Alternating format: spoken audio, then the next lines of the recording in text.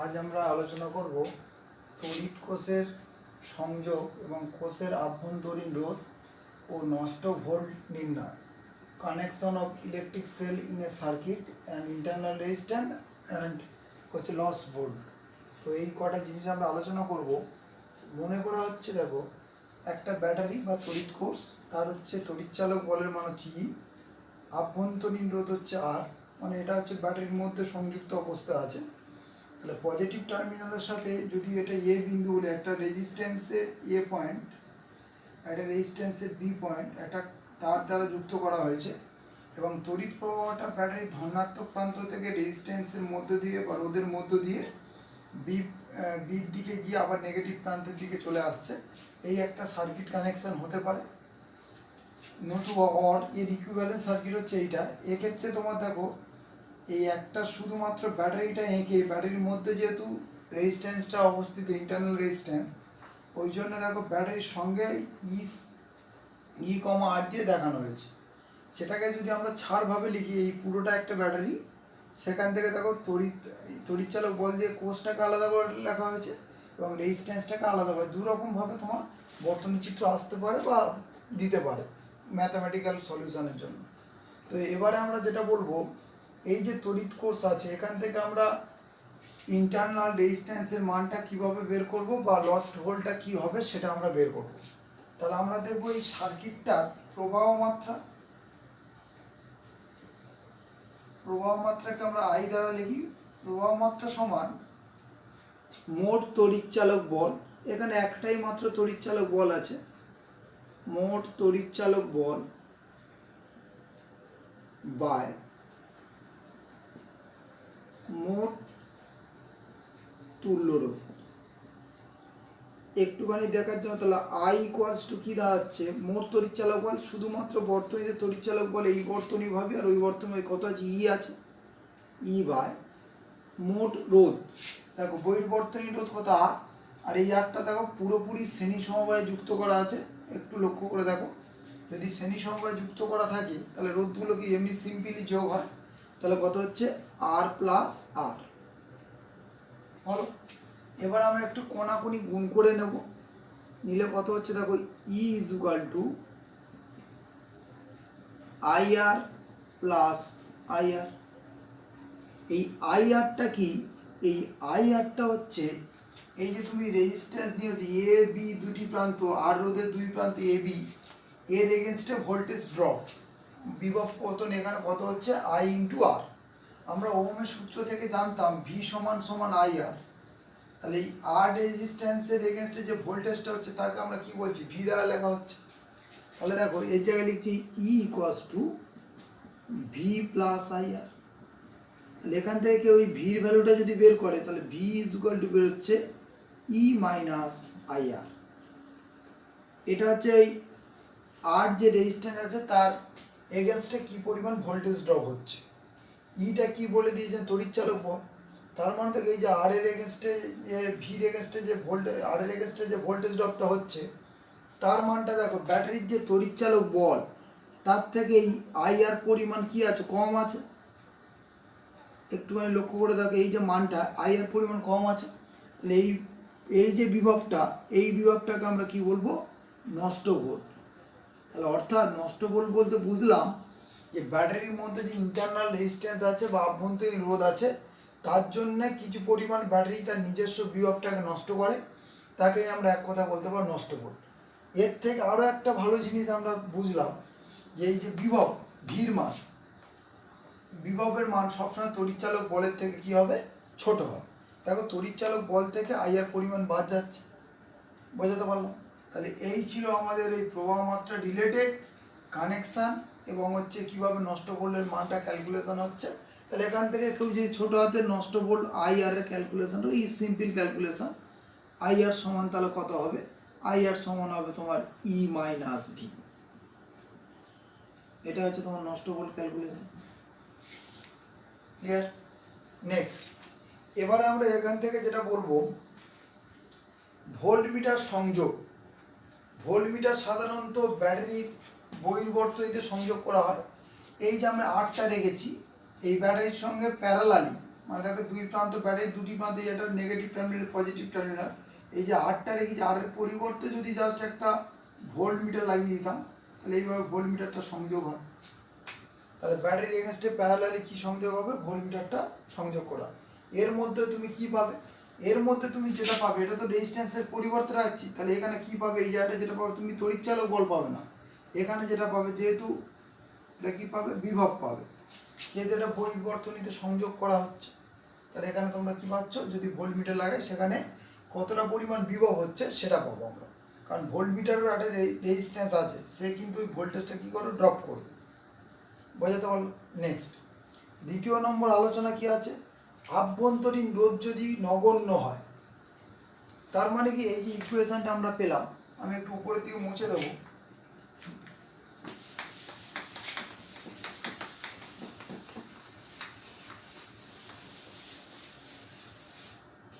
যদি আমরা আভ্যন্তরীণ রোধ আরটা নগণ্য, আরটা টেন্স টু জিরো বা আর ইকুয়ালস টু জিরো, রোধের মান কিছু নেই, সেক্ষেত্রে তাহলে ভির ইকুয়েশনটা কি পাবো, দেখো V is equal to E minus I R ছিল, তাহলে আর এর জায়গায় যদি জিরো বসে এই টার্মসটা পুরোটা কি হয়, জিরো হয়ে যাবে, তারপর তখন কি পাবে, ভি ইজ ইকুয়াল টু কি পাবো আমরা, ই পাবো।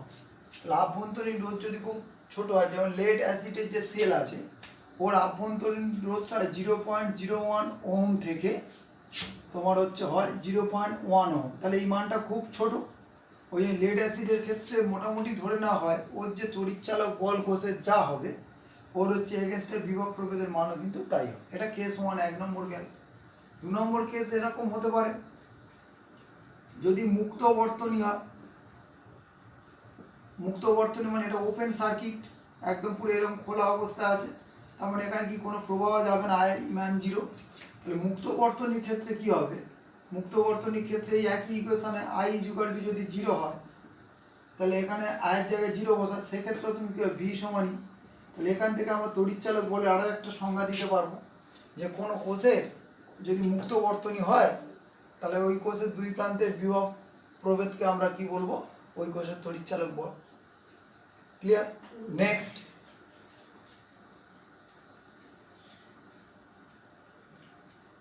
এবার আমরা যেটা বের করব সেটা হচ্ছে তোমার প্রবাহ মাত্রার সীমা।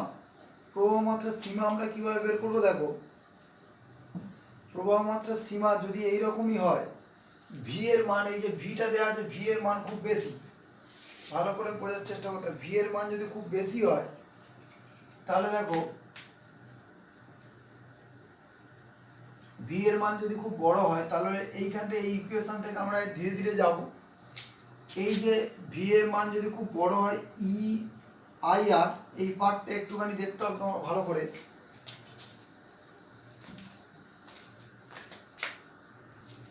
সরি ভি নয়, আয়ের মান যদি প্রচণ্ড বেশি হয়, আয়ের মান, তাহলে এখান থেকে আরেকটা জিনিস তোমাদের দেখিয়ে দিই, আয়ের মান যদি খুব বেশি হয় তাহলে কি হবে,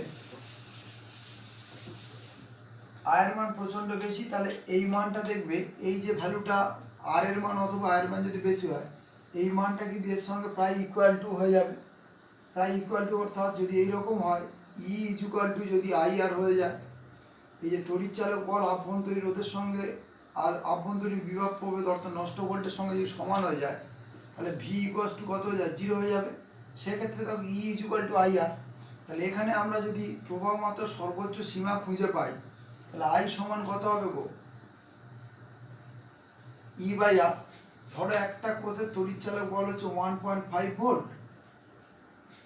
আর আভ্যন্তরীণ রোধ হচ্ছে 3 ওহম।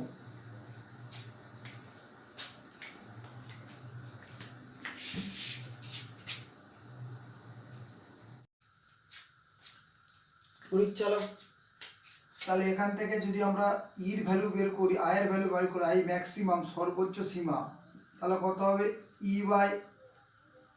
বাই আর হবে। ধরো একটা তড়িৎচালক বল 1.5 ভোল্ট বাই এই ইন্টারনাল রেজিস্ট্যান্সকে আমরা ধরে নিচ্ছি 3 ওহম। তাহলে এটা যদি আমরা ভাগ করি কত অ্যাম্পিয়ার কারেন্ট পাবো, 0.5 অ্যাম্পিয়ার কারেন্ট পাবো, অর্থাৎ এই বর্তনীর মধ্য দিয়ে সর্বোচ্চ 0.5 অ্যাম্পিয়ার তড়িৎ প্রবাহিত হতে পারবে। যদি এই যে বলছি না আয়ের ভ্যালুটা খুব বেশি হয়, আয়ের মান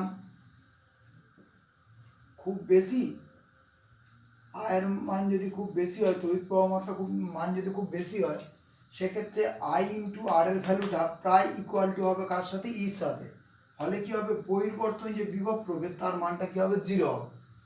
সেক্ষেত্রে তুমি প্রবাহ মাত্রার মানটা কিভাবে ম্যাক্সিমাম পাবে। অর্থাৎ কোনো বর্তনীতে যখন বহির্বর্তনীর যে বিভব প্রবর্তনটা 0 হবে, তখন কিন্তু তুমি প্রবাহ মাত্রার সর্বোচ্চ সীমাটা পাবে।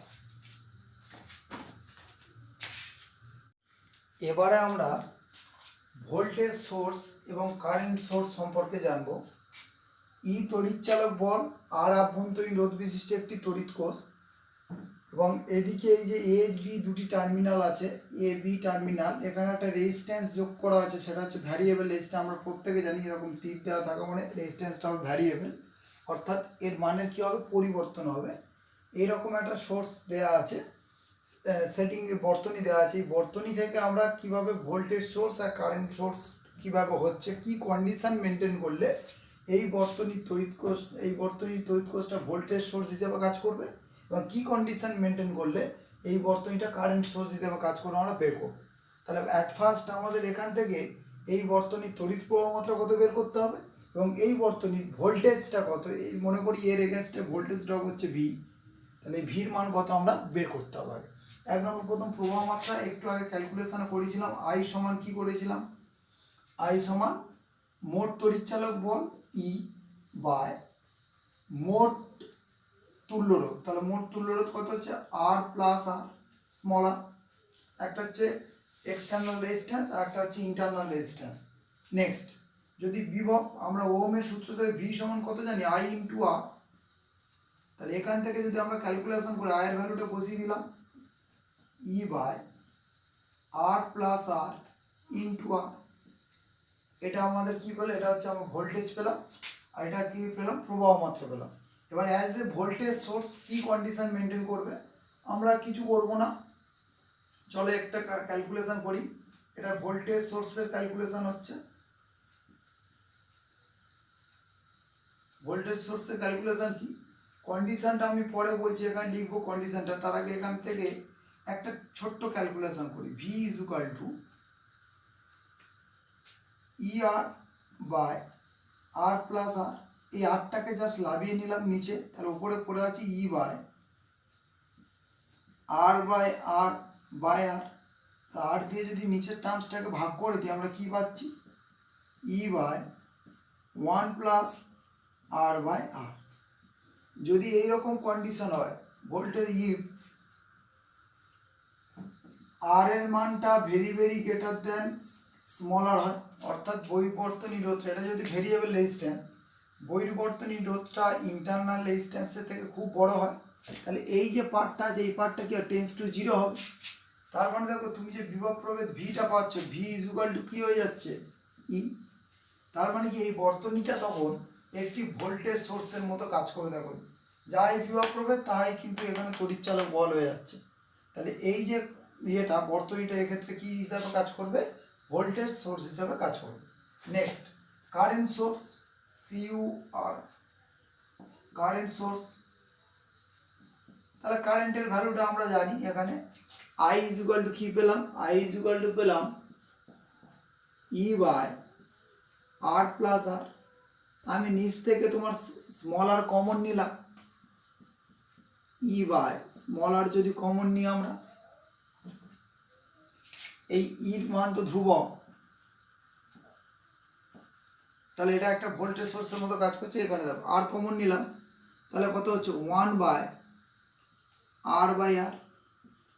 এবারে যদি কন্ডিশনটা দেখো, ইফ যদি internal resistance very very greater than আউটপুটের রেজিস্ট্যান্স হয়, তাহলে এইটা টেন্স টু 0 হয়ে যাবে। এটা টেন্স টু 0 হয়ে গেলে তাহলে কি পড়ে আছে তোমার, ই বাই আর।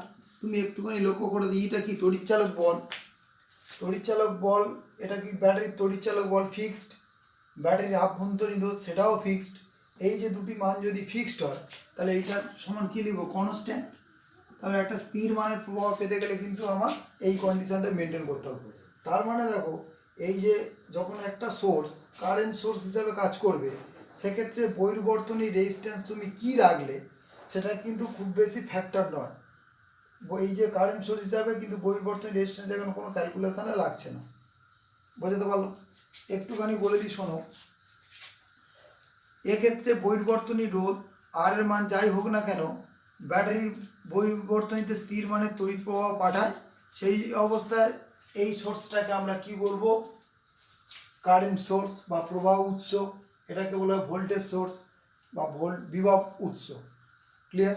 তাহলে এই ছিল আমাদের আলোচনা আজকেকার মতো।